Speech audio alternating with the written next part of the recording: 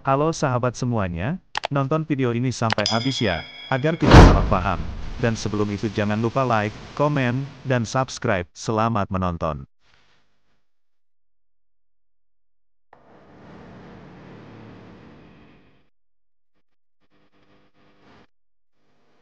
Selamat datang kembali di channel kami. Hari ini kita akan menggali lebih dalam ke dalam salah satu peristiwa paling penting dalam sejarah Indonesia, Sumpah Pemuda 1928.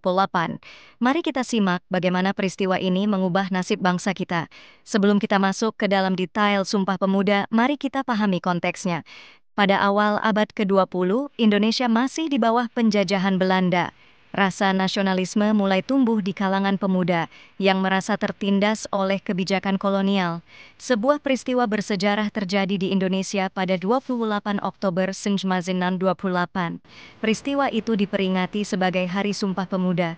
Peristiwa Sumpah Pemuda merupakan tonggak penting dalam sejarah Indonesia. Peristiwa itu menandai tekad dan semangat para pemuda untuk memperjuangkan kemerdekaan dari penjajahan Belanda. Saat itu, Indonesia masih dikuasai Belanda, namun perjuangan untuk merdeka sedang menguat. Pemuda-pemuda Indonesia merasa perlu untuk bersatu demi mencapai tujuan kemerdekaan. Itu seiring dengan semangat nasionalisme yang berkobar.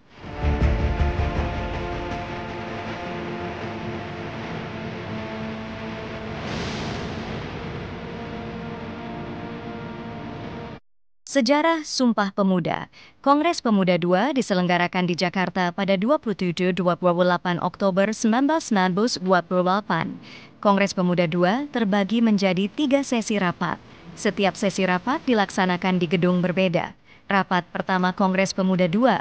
Rapat pertama dilaksanakan di Gedung Katolike Jongenlingenbon KJB pada hari Sabtu 27 Oktober. Dalam rapat pertama ini, Muhammad Yamin menyampaikan pemikirannya tentang pentingnya persatuan bangsa Indonesia karena persamaan kultur, bahasa, dan hukum adat. Rapat kedua Kongres Pemuda II. Lalu rapat kedua berlangsung pada hari Minggu, 28 Oktober di Gedung US Java Bioskop.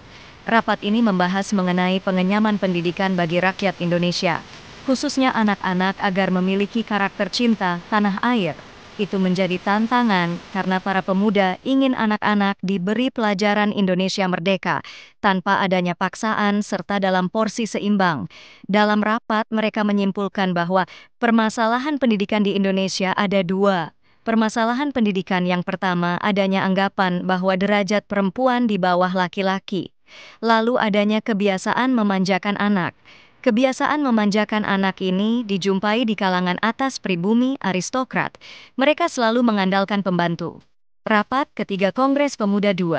Rapat ketiga dilaksanakan di Gedung Indonesia Club Kebau Kramat pada Minggu 28 Oktober. Rapat ketiga menjelaskan pentingnya kepaduan bagi negara. Di sini tercetus ide untuk mengucapkan Sumpah Pemuda. Puncak dari Kongres Pemuda II adalah pengucapan Sumpah Pemuda. Di bawah kepemimpinan Soekarno, Muhammad Hatta, dan tokoh-tokoh pemuda lainnya, pemuda-pemuda dari berbagai penjuru Nusantara berkumpul di Jakarta dan mengucapkan sumpah sebagai berikut. Kami, putra-putri Indonesia, mengaku bertumpah darah yang satu tanah air Indonesia. Kami, putra-putri Indonesia, mengaku berbangsa yang satu, bangsa Indonesia. Kami, putra-putri Indonesia, menjunjung bahasa persatuan bahasa Indonesia.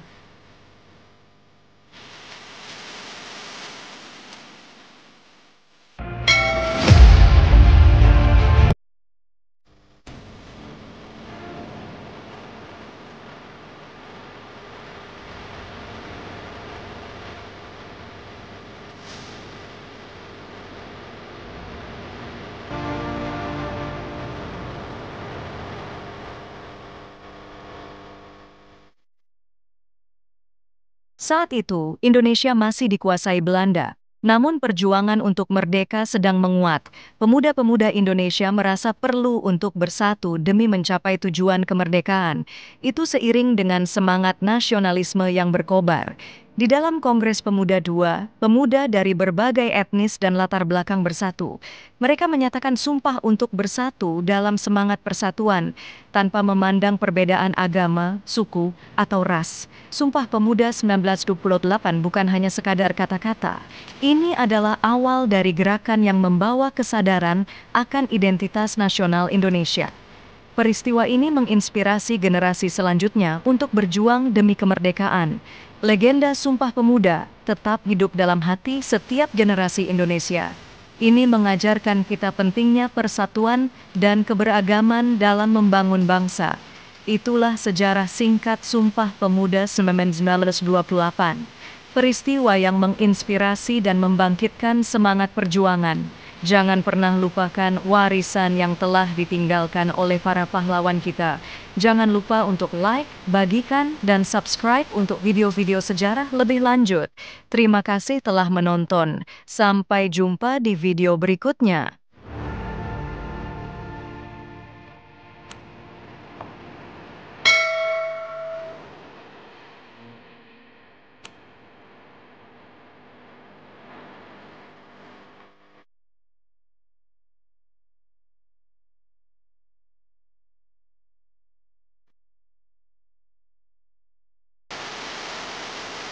Sekian video kali ini, terima kasih telah menonton sampai habis. Jangan lupa nonton video kami lainnya ya, dan bantu kami dengan cara like, komen, subscribe dan share ya.